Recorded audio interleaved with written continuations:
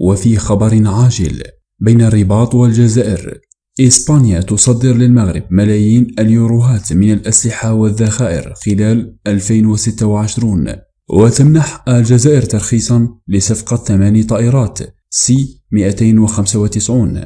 كشفت بيانات التجارة الخارجية الإسبانية أن إسبانيا وصلت خلال الأشهر الأولى من عام 2026 تصدير معدات عسكرية إلى المغرب، بالتزامن مع موافقة الحكومة الإسبانية على صفقة دفاعية مع الجزائر تشمل 8 طائرات من طراز C-295 بقيمة إجمالية تبلغ نحو 400 مليون يورو.